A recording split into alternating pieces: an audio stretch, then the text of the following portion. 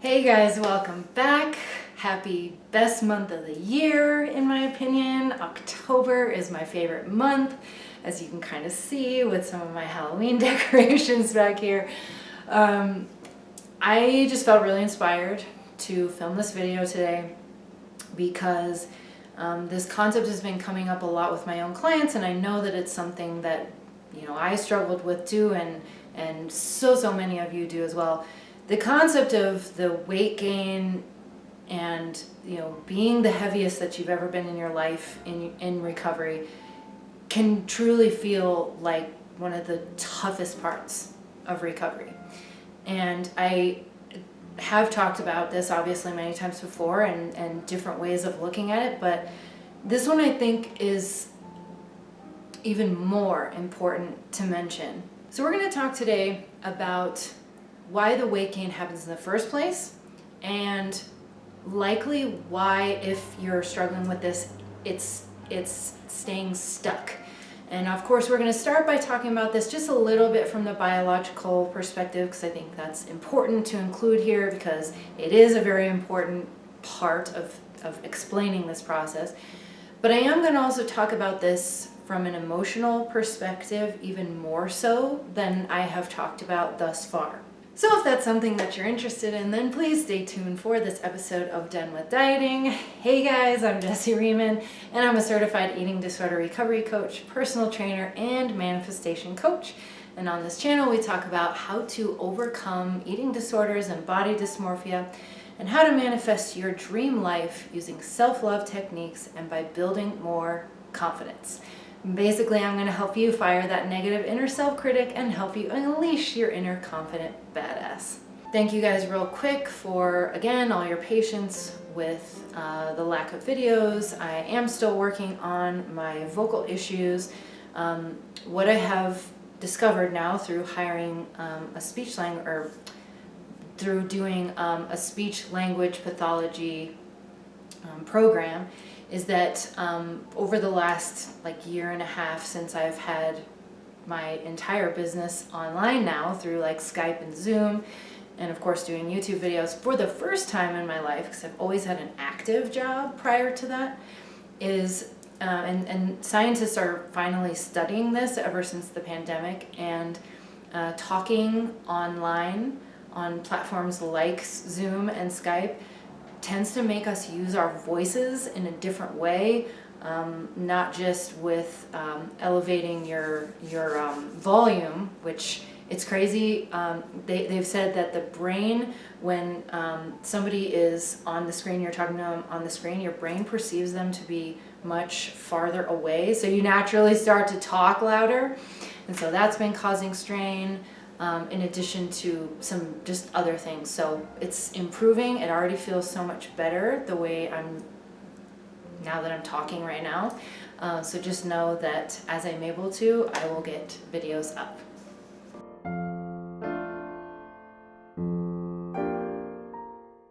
All right, so let's talk about this today. So let's just recap. I have talked about this before on from a biological perspective. The reason that we put on weight once we give into recovery, and what I mean by that, of course, is eating to full satiation and satisfaction, both physically and mentally, and taking exercise out and truly allowing your body a period of time to heal.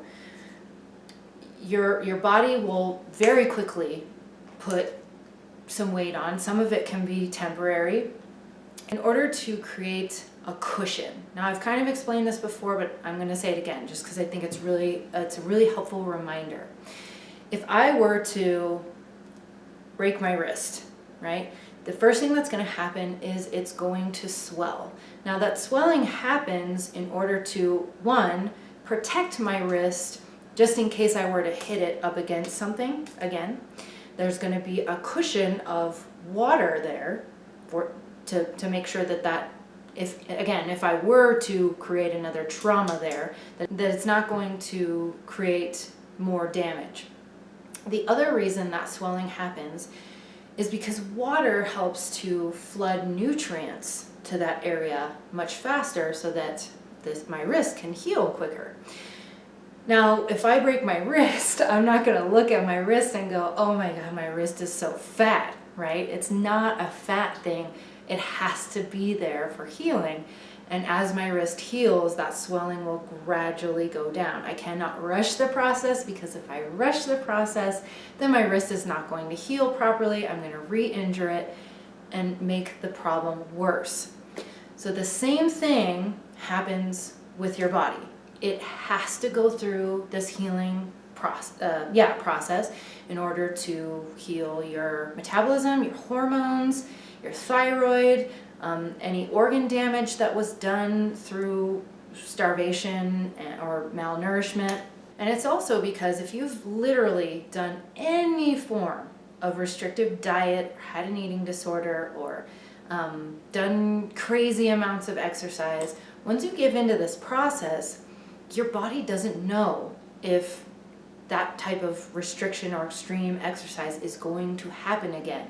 So it's literally terrified that the food that's coming in is only going to be for a short period of time. So your body essentially goes, holy crap, I've got to make sure that I retain as much of this as possible, because history has shown that famine or starvation is coming again. So we've got to make sure that we, again, go through and heal as much as possible, but also have extra storage for when that period comes again. Now, for those of you who have been following this kind of content from my channel and other amazing YouTubers who put out recovery information, when you've given into recovery long enough, your body will start to trust you and believe, for the most part, that starvation periods are not returning.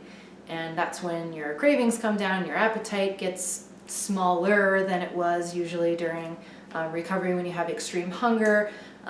Your energy will start to improve. Overall, your health just gets better. And at this point in time, this is when your body is more likely to start to release any overshoot that it's going to release. However, it's incredibly important that we talk about this emotional aspect behind the weight gain.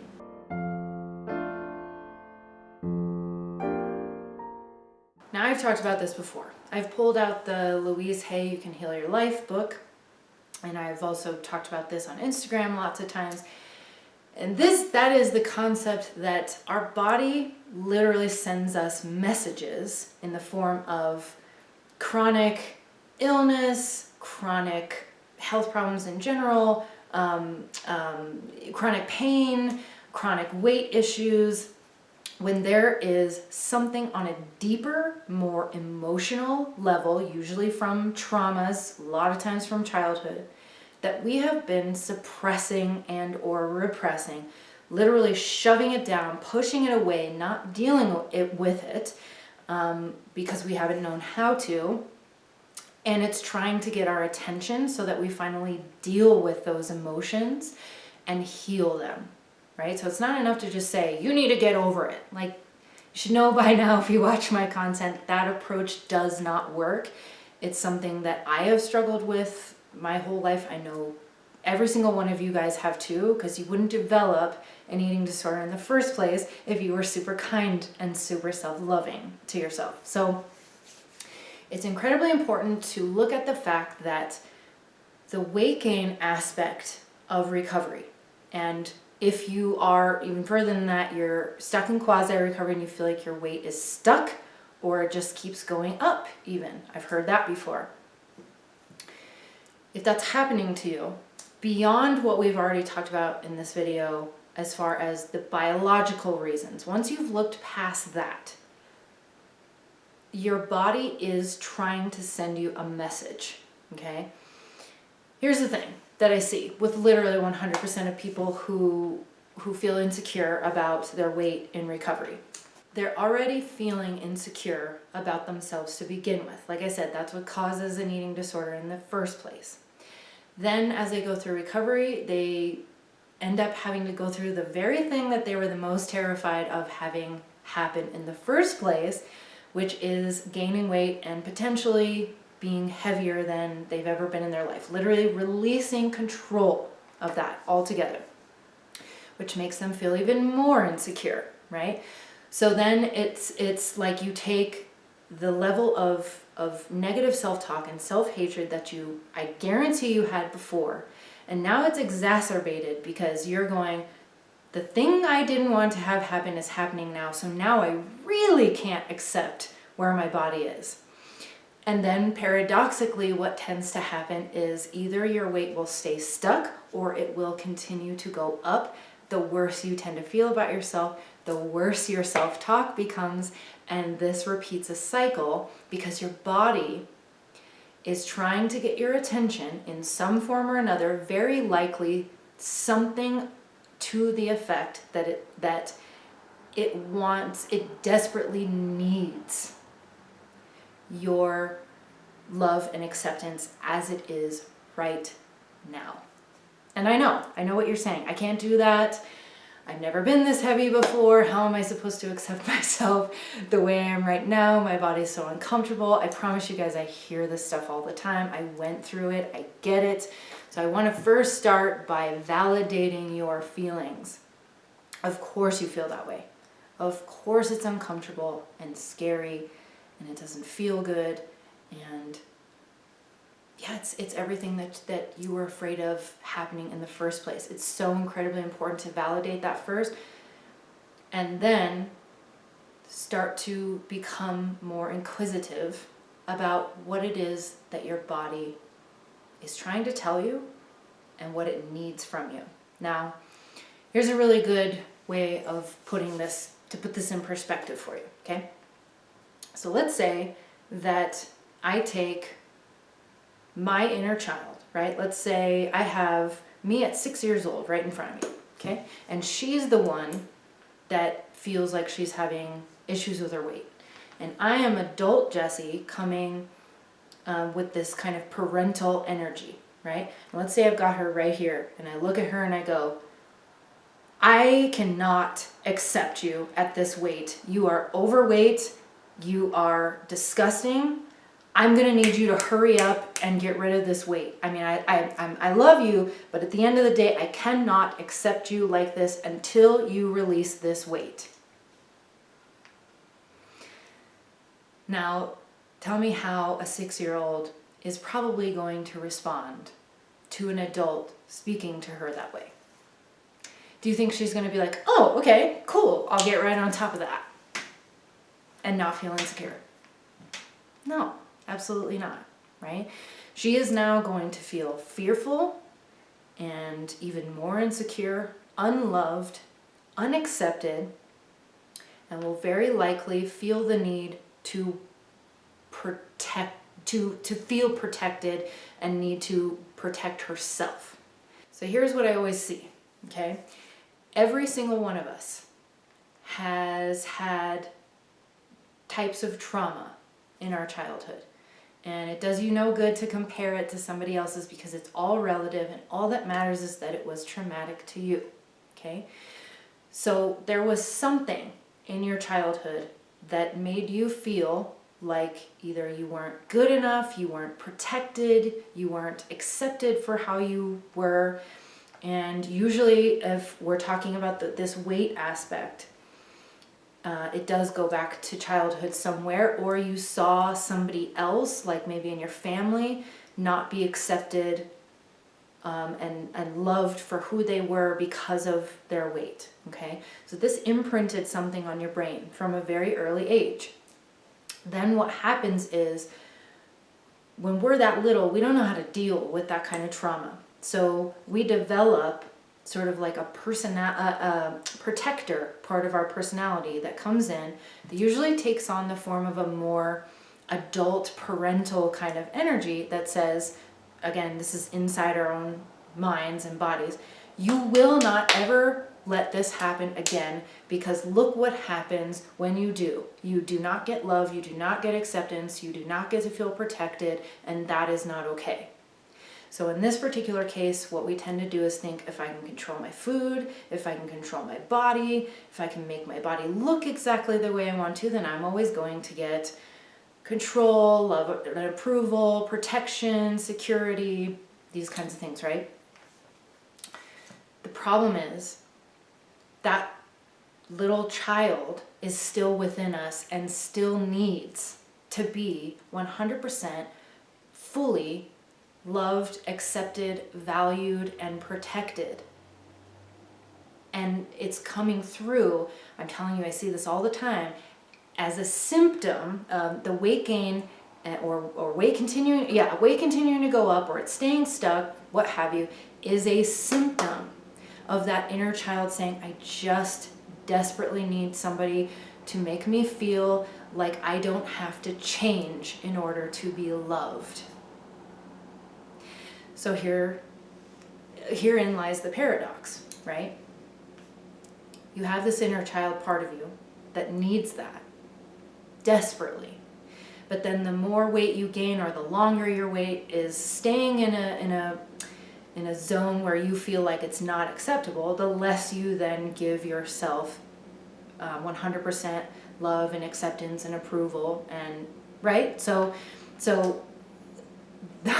the worse that gets, the louder your body's going to speak up in the form of either the weight staying there or continuing to go up. Okay? So what you can do as part of your recovery process is get in touch with that part of you that's sending you that message as to what it needs from you, so that you can actually start to give it specifically what it needs from you. And it might be a little different than it is for me or for one of my other clients. I love personally doing this through something called parts work. Now, there's a bunch of different ways to do that. I'm not a certified practitioner in it, but I can still kind of explain to you guys my favorite way of doing it. Now, you can use this concept for literally anything within your body. So even though I don't use it about my weight anymore, I do use it for things like, you guys know, I've had throat stuff and any other health issues I may be having. So what you would do is start to think about how you feel when you are not essentially accepting your body or your weight the way it is, right? And what I like to do is close my eyes and just take a few deep breaths to try to get calmed and grounded and centered, right? So this whole process, I like to keep my eyes closed while I do it, so you're more than welcome to do it along with this video if you like, or just kind of take the concepts away from this to use for yourself. So once you've gotten yourself calmed and centered, you're going to repeat to yourself, either out loud or in your head, something like, I now accept to become the part of my body that does not feel completely accepted for the weight that it is and the way that it looks. Or you could say, I now accept to become the part of my body that I am not willing to fully accept as it is, or if it continued to gain weight. Just trust what feels right to you. Then you're going to give your body a quick scan over from head to toe, and kind of pay attention to what sensation you feel coming out the strongest in your body. So let's say that it was my stomach, right? Okay, so then I'm going to focus all my attention on my stomach. And if you feel this way already, it's normal for it to feel very emotionally and or physically uncomfortable, okay? But this is your body's way of telling you that it needed your attention, and now you're finally tuning into it. So don't be surprised if that sensation kind of gets louder, if you will.